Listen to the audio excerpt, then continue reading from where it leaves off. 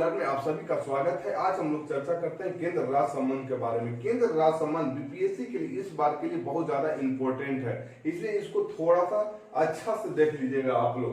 हम लोग चर्चा करते हैं केंद्र राज्य संबंध। केंद्र राज्य संबंध भारतीय संविधान में संघ और राज्यों के मध्य 3 प्रकार के संबंधों का उल्लेख किया गया है और भारतीय संविधान के अनुच्छेद 245 से 293 के मध्य केंद्र राज्य संबंधों का वर्णन किया गया है। ठीक है, तो जो 3 प्रकार के संबंध का उल्लेख है वो विधायी संबंध, प्रशासनिक संबंध और वित्तीय संबंध के रूप में देखा जाता है। केंद्र राज्य संबंध जो केंद्र और राज्य के मध्य जो सबसे ज्यादा विवाद होता है वो प्रशासनिक संबंध को लेकर के ही होता है और ज्यादातर टकराव इसी को लेकर के होता है। उस विधायी संबंध हम लोग चलते हैं। संविधान के भाग 11 में अनुच्छेद 245 से 255 तक विधायी संबंध का उल्लेख है। अनुच्छेद 245 में संसद अनुच्छेद 245 में उल्लेखित है कि विधि के अधीन रहते हुए, मतलब अनुच्छेद 245 में विधि के अधीन रहते हुए संसद संपूर्ण राज्य क्षेत्र और विधानमंडल जो है संपूर्ण राज्य के लिए विधि बना सकेगा, या विधानमंडल संपूर्ण राज्य पे तो विधि बना सकेगा और कहीं भी उसके छोटा सा क्षेत्र या किसी क्षेत्र पे भी विधान मंडल अपना कानून बना सकता है।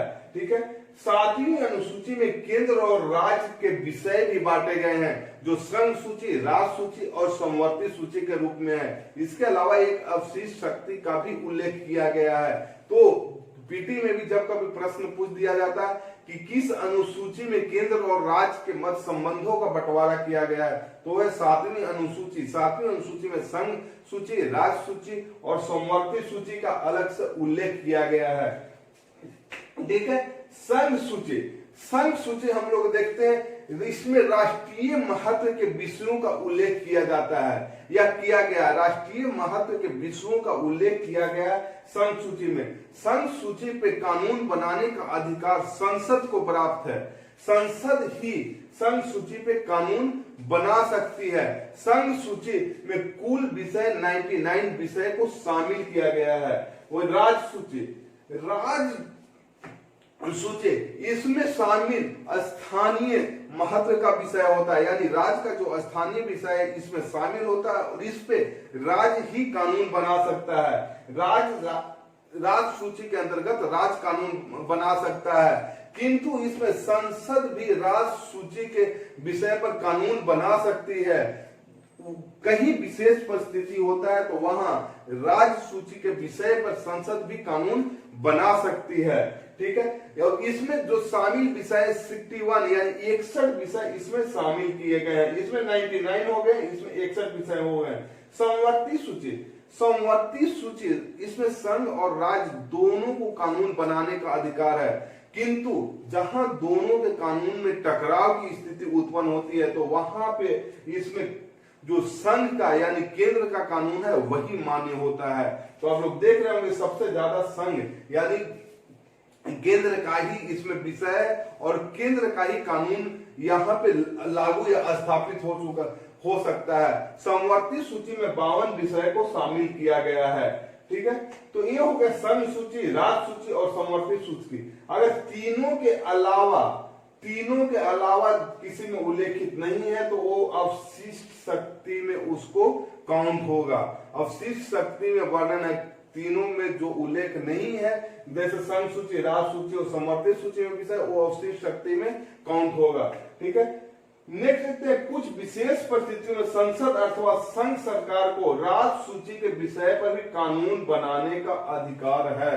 राज्य सूची के विषय में कुछ विशेष परिस्थिति में कानून बनाने का अधिकार है, जैसे राष्ट्र हित के संबंध में कुछ अगर होता है तो संघ कानून बना सकता है। राज्यों की सहमति से, राज्यों की अगर सहमति से उस पर केंद्र कानून बना सकता है। ठीक है, वही आर्टिकल 250 में उल्लेखित है कि राष्ट्रीय आपात के समय केंद्र राज्य के विषय पे कानून बना सकता है। राष्ट्रपति शासन 356 के अनुच्छेद 356 के अंतर्गत केंद्र राज्य सूची पर कानून बना सकता है। तो आप देख सकते हो कि जो भी राष्ट्रीय महत्व का चीज हुआ या केंद्र अगर चाहे तो राज्य सूची के विषय पे भी कानून बना सकता है, या दो से अधिक राज्य की सहमति भी हो तो उस पर केंद्र कानून बना सकता है। ठीक है, अब हम लोग देखते हैं राज्य के विधायी मामलों में केंद्रीय नियंत्रण। राष्ट्रपति के विचार हेतु विधेयकों का आरक्षण रखा जाता है। जहां दोनों को हित में टकराव होता है तो राष्ट्रपति के लिए ये राज्यपाल जो होता है राज्य का, वो विधेयकों को आरक्षण रखता है। राज्य का जो राज्यपाल हेड होता है वही वो जो विधायी संबंध होता है उस पे जो होता है आरक्षण राष्ट्रपति के लिए रख देता है। वही जिस विधेयक में हाई कोर्ट के अधिकार में कमी का प्रावधान किया गया है वो भी राज्यपाल राष्ट्रपति के लिए विवेकानुसार छोड़ देता है, आरक्षण रख देता है। समवर्ती सूची के विषय पर भी अगर विवाद होता है तो वहां भी आरक्षण रखा जाता है और आपातकाल के दौरान यहाँ पे केंद्रीय नियंत्रण हो जाता है राज्य सूची पे। तो ये देखिए हम लोग विधायी संबंध पर हम लोग चर्चा करते हैं प्रशासनिक संबंध के बारे में। प्रशासनिक संबंध का वर्णन अनुच्छेद 256 से 263 तक वर्णन है। अखिल सेवकों की भूमिका प्रशासनिक संबंध से ही जुड़ा हुआ है। प्रशासनिक संबंध को लेकर ही केंद्र और राज्य के संबंधों में कटता अधिकांशता देखी जाती है। अखिल भारतीय जो सेवकों है इन अधिकारियों को राज्य सरकार के अधीन कार्य करना पड़ता है, किंतु इसका नियंत्रण संघ के द्वारा किया जाता है। ठीक है, इन पर संघ तथा राज्यों की योजनाओं क्रियान्वयन की जिम्मेदारी भी होती है।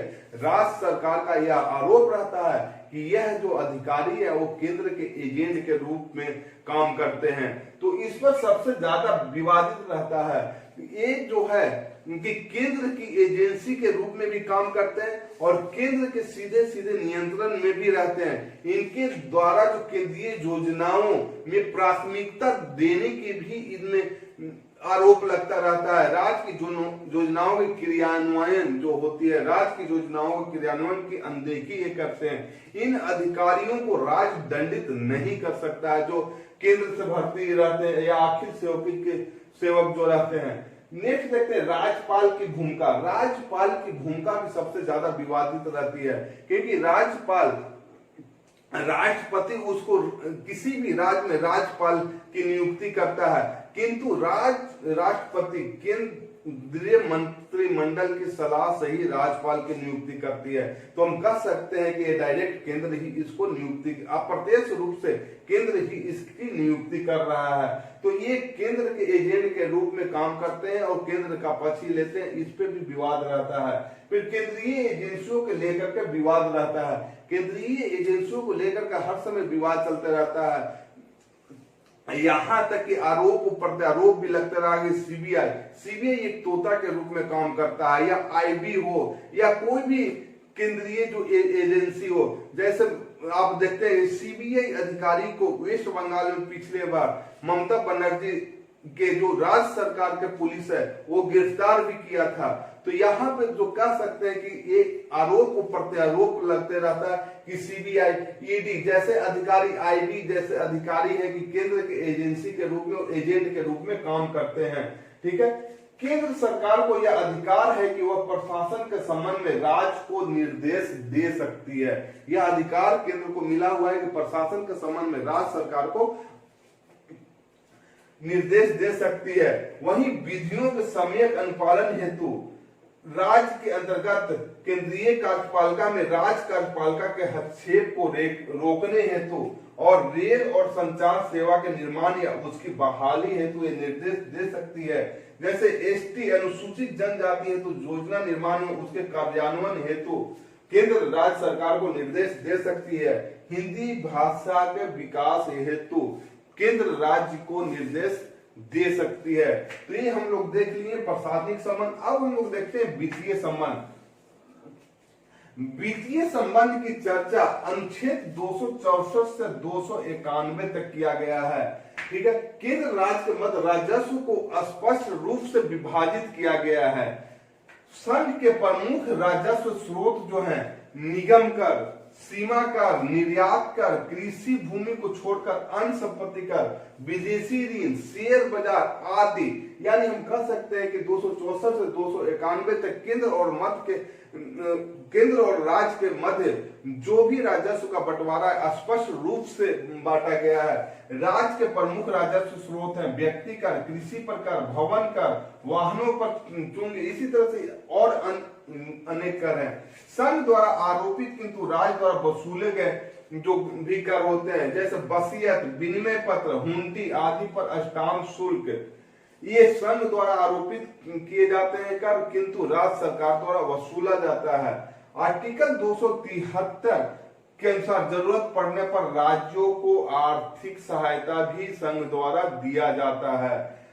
आर्टिकल 280 के अंतर्गत वित्त आयोग का वर्णन किया गया। वित्त आयोग राज्यों को वित्त मुहैया कराती है, ठीक है। तो ये देख सकते हैं कि वित्तीय संबंध में राज्य और केंद्र का वित्तीय संबंध बिल्कुल बांटा गया हुआ है, ठीक है। और वर्तमान समय में हम अब देखते हैं कि वर्तमान समय में संघ और राज्य का जो संबंध है वो कैसा है, क्या उसमें विवाद का क्या मुद्दा रहा था, ठीक है।